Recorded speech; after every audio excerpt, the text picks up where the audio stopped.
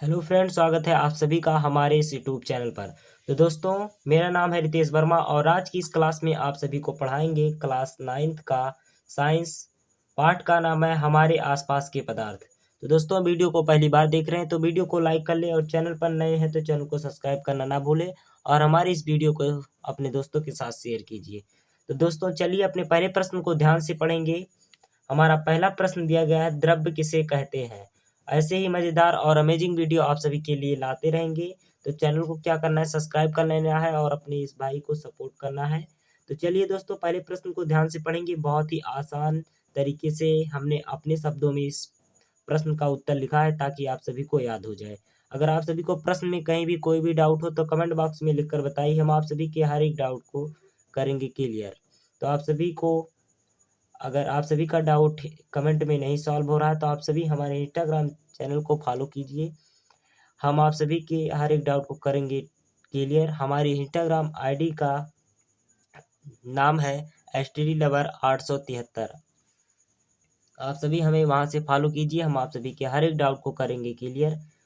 तो चलिए दोस्तों, पहले प्रश्न को ध्यान से पढ़ते हैं। हमारा पहला प्रश्न दिया गया, द्रव्य किसे कहते हैं। तो हमने अपने शब्दों में इसे लिखा है, द्रव्य किसे कहते हैं। चलिए उत्तर पढ़ते हैं। उत्तर दिया गया, वे वस्तुएं जिनमें आयतन होता है, स्थान घेरती है और द्रव्य भार होता है, द्रव्य कहलाता है। तो दोस्तों, इसका राइट आंसर ये हो जाएगा। आप सभी को इन प्रश्नों को कॉपी में नोट डाउन कर लेना है, आपके एग्जाम के लिए बहुत ही महत्वपूर्ण प्रश्न है। तो दोस्तों, हमने आप सभी को पहला प्रश्न करा दिया है, इस पर टिक लगा देते हैं। और आप सभी को क्या करना है, इन सभी प्रश्नों को कॉपी में नोट डाउन कर लेना है, आप सभी के एग्जाम के लिए बहुत ही महत्वपूर्ण है। तो चलिए दोस्तों, टाइम ना गंवाते हुए अपने अगले प्रश्न को ध्यान से पढ़ेंगे। बहुत ही मज़ेदार वीडियो है, आप सभी को वीडियो को लास्ट तक देखना है ताकि आप सभी को हर एक स्टेप समझ में आए। तो चलिए दोस्तों, दूसरे प्रश्न को पढ़ते हैं। द्रव्य कितने प्रकार का होता है। तो द्रव्य कितने प्रकार का दोस्तों होता है, यहाँ पर हमने लिखा है द्रव्य 3 प्रकार का होता है, जिसका नाम दिया गया है। पहला नाम है ठोस, दूसरा है द्रव और तीसरा है गैस। द्रव्य 3 प्रकार का होता है, यहाँ पर नाम हमने बता दिया। पहले का नाम है ठोस, दूसरे का नाम है द्रव्य और तीसरे का नाम है गैस। तो चलिए दोस्तों, टाइम ना गंवाते हुए अगले प्रश्न को ध्यान से पढ़ेंगे। बहुत ही आसान और बहुत ही सरल है, बहुत ही इंपॉर्टेंट क्वेश्चन है आप सभी के एग्जाम के लिए। क्या कह रहा है, तीसरा प्रश्न है, वाष्पन किसे कहते हैं। तो दोस्तों, यहाँ पर प्रश्न दिया गया है, प्रश्न को ध्यान से हमने पढ़ लिया, उत्तर आप सभी को बताएंगे पढ़कर। तो उत्तर हमने यहाँ पर लिखा अपने शब्दों में, जब कोई द्रव्य पदार्थ ऊष्मा देने पर वाष्प में परिवर्तन हो जाए तो उसे वाष्पन कहते हैं।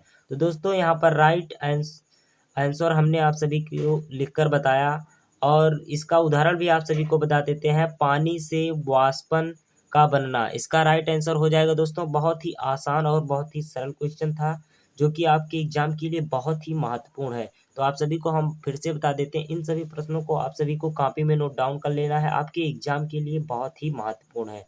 तो दोस्तों, हमने आप सभी को तीसरे क्वेश्चन तक सॉल्व करा दिया। चलिए अपने अगले प्रश्न को ध्यान से पढ़ेंगे। बहुत ही आसान और बहुत ही इम्पोर्टेंट क्वेश्चन है आपके एग्जाम के लिए। चलिए अगले प्रश्न को ध्यान से पढ़ते हैं। हिमायन किसे कहते हैं। तो दोस्तों, उत्तर दिया गया है, किसी पदार्थ की द्रव्य अवस्था से ठोस अवस्था में बदलने को हिमायन कहते हैं। तो दोस्तों, उदाहरण में दिया, जैसे पानी से बर्फ का बनना, पानी से बर्फ का बनना हिमायन कहलाता है।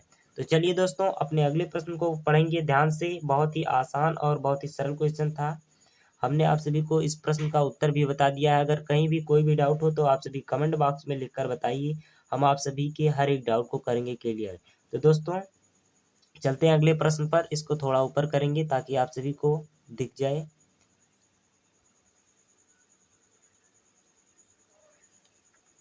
चलिए दोस्तों, अपने अगले प्रश्न को ध्यान से पढ़ेंगे। अगला प्रश्न दिया गया है, क्वथनांक किसे कहते हैं। तो दोस्तों, उत्तर हमने अपने शब्दों में लिखा है ताकि आप सभी को आसानी से याद हो जाए। चलिए उत्तर को पढ़ देते हैं। तो हमारा उत्तर दिया गया है, कोई द्रव्य पदार्थ जिस ताप पर वाष्प में बदलता है उबलने लगता है उसे क्वथनांक कहते हैं। तो दोस्तों जैसे में हमने लिखा है पानी का क्वथनांक 100 डिग्री सेल्सियस होता है। तो दोस्तों इसका राइट आंसर हो जाएगा क्वथनांक किसे कहते हैं, प्रश्न था और उत्तर क्या है, कोई द्रव्य पदार्थ जिस ताप पर वाष्प में बदलता है उबलने लगता है उसे क्वथनांक कहते हैं। तो जैसे में हमने आप सभी को उदाहरण दिया है पानी का क्वथनांक 100 डिग्री सेल्सियस होता है। तो चलिए दोस्तों टाइम ना गंवाते हुए अपने अगले प्रश्न पर चलेंगे। तो दोस्तों हमारा अगला प्रश्न दिया गया, प्रश्न को ध्यान से पढ़ेंगे और आप सभी वीडियो को लाइक कर लीजिए। चैनल पर नए हैं तो चैनल को सब्सक्राइब करना ना भूलें ताकि आप सभी को हमारी हर एक वीडियो आसानी से मिलती रहे। ऐसे ही अमेजिंग और मज़ेदार वीडियो आप सभी के लिए लाते रहेंगे जो कि आपके एग्जाम के लिए बहुत ही महत्वपूर्ण होंगे। चलिए दोस्तों अपने छठवें प्रश्न को ध्यान से पढ़ते हैं, संघनन किसे कहते हैं। दोस्तों हमने अपने शब्दों में लिखा है उत्तर ताकि आप सभी को आसानी से याद हो सके। चलिए पढ़ते हैं प्रश्न को हमने पढ़कर बता दिया। चलिए उत्तर को पढ़ते हैं, जब कोई पदार्थ गैसीय अवस्था से द्रव्य अवस्था में परिवर्तित होता है तो इस क्रिया को संघनन कहते हैं। दोस्तों बिल्कुल ही राइट है, आप सभी को इन प्रश्नों को कॉपी में नोट डाउन कर लेना है, आपके एग्जाम के लिए बहुत ही महत्वपूर्ण प्रश्न है। तो दोस्तों चलिए अगले प्रश्न पर चलते हैं। इन सभी प्रश्नों को कॉपी में नोट डाउन करना है, आपके एग्जाम के लिए बहुत ही महत्वपूर्ण है। हमने आप सभी को कई बार बताया, अगर आप सभी को प्रश्न में कहीं भी कोई भी डाउट हो तो आप सभी कमेंट बॉक्स में लिखकर बताइए, हम आप सभी के हर एक डाउट को करेंगे क्लियर। चलिए दोस्तों अगले प्रश्न को ध्यान से पढ़ते हैं। हमारा अगला प्रश्न दिया गया है, ठोस किसे कहते हैं। तो उत्तर हमने अपने शब्दों में लिखा है, ठोस का आयतन और आकृति निश्चित होता है दोस्तों। इसके कण पास पास होते हैं जिसके अणुओं के बीच संसंजन बल अधिक लगता है। तो इसका राइट आंसर हो जाएगा दोस्तों, ठोस का आयतन और आकृति निश्चित होता है। जो ठोस होता है, जैसे कोई ठोस वस्तु हो गई, ईंटा हो गया, ये आपका ठोस वस्तु है, बहुत सी चीज़ें होती हैं ये ठोस वस्तु है। तो क्या कह रहा है, इसके कण पास पास होते हैं। तो दोस्तों इसके कण पास पास होते हैं, इसके जिनके अणुओं के बीच संसंजन बल लगता है। तो संसंजन बल इन कणों के बीच लगता है जिसे हम ठोस कहते हैं। तो दोस्तों हमने आप सभी को सातवें प्रश्न सॉल्व करा दिया है, उत्तर भी बताया है। अगर आप सभी को कोई भी डाउट हो तो कमेंट बॉक्स में लिखकर बताइए, हम आप सभी के हर एक डाउट को करेंगे क्लियर। चलते हैं दोस्तों अगले प्रश्न पर, द्रव्य किसे कहते हैं। प्रश्न को ध्यान से पढ़ लिया हमने, अब उत्तर आप सभी को पढ़कर बताते हैं। द्रव्य के अणु की अपेक्षा दूर दूर होते हैं, इनके अणुओं के बीच संसंजन बल कम लगता है, इसलिए आसानी से अलग किया जा सकता है। इसका आकार निश्चित नहीं होता है। ये जो द्रव्य होता है इसका आकार निश्चित नहीं होता है। बर्तन क्या कहते हैं, जिस बर्तन में रखा जाता है उसी का आकार ग्रहण कर लेता है। ये द्रव्य ऐसा एक पदार्थ है जिसको अगर इसको किसी भी चीज़ में रखा जाए, अगर बर्तन में रखा जाए तो उसी के आकार को ग्रहण कर लेगा। जैसे ऑप्शन दिए यहाँ पर हमने लिखा है उदाहरण में, दूध कामा तेल कामा पानी। अगर इसको हम रखेंगे किसी स्थिर स्थान पर, दोस्तों इसको अगर हम थाली में रखें, बर्तन में कोई भी बर्तन हो उसमें अगर हम दूध को रखेंगे तो वह द्रव्य अवस्था में हो जाएगा। तो दोस्तों हमने आप सभी को यहाँ तक सॉल्व करा दिया। अगर कोई भी डाउट हो तो कमेंट बॉक्स में लिखकर बताइए, हम आप सभी के हर एक डाउट को करेंगे क्लियर। चलिए दोस्तों इसको ऊपर कर लेते हैं। ठीक, आप सभी को दिख रहा होगा उम्मीद करते हैं।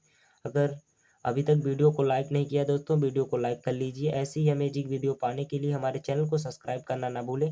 तो चलिए दोस्तों 9वें प्रश्न को ध्यान से पढ़ेंगे। हमारा 9वां प्रश्न दिया गया है, गैस किसे कहते हैं। तो दोस्तों हमने इसका उत्तर लिखा है, गैस की आकृति और आकार दोनों निश्चित नहीं होते। ये जिस बर्तन में रखा जाता है पूरे बर्तन को भर देता है। इसके अणुओं के बीच संसंजन बल बहुत ही कम लगता है। ये जो गैस होता है इनके अणुओं के बीच संसंजन बल बहुत ही कम लगता है। तो दोस्तों यहाँ पर उदाहरण भी दिया गया है। यहाँ पर उदाहरण दिया गया है धुआं और वायु, ऑक्सीजन गैस। ये सभी गैस के उदाहरण हैं दोस्तों। बहुत ही आसान और बहुत ही सरल क्वेश्चन था, बहुत ही मज़ेदार क्वेश्चन था, आपके एग्जाम में पूछा जा सकता है। इन सभी प्रश्नों को आप सभी को कॉपी में नोट डाउन कर लेना है। तो चलिए दोस्तों, इन सभी उम्मीद करते हैं आप लोगों ने इन प्रश्नों को कॉपी में नोट डाउन कर लिया होगा। नहीं किया है तो आप सभी स्क्रीनशॉट ले सकते हैं इन सभी प्रश्नों का, और फिर बाद में कॉपी में नोट डाउन कर लीजिए। चलिए स्क्रीनशॉट ले लीजिए। उम्मीद करते हैं दोस्तों आपने इसका स्क्रीनशॉट ले लिया होगा। तो आप सभी चाहते हैं तो इसका भी स्क्रीनशॉट ले सकते हैं।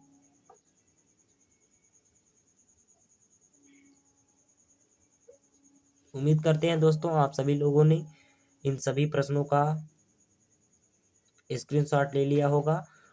तो दोस्तों आज के लिए इतना ही। मिलते हैं अगली वीडियो में नए सेशन के साथ। तब तक के लिए जय हिंद, जय भारत।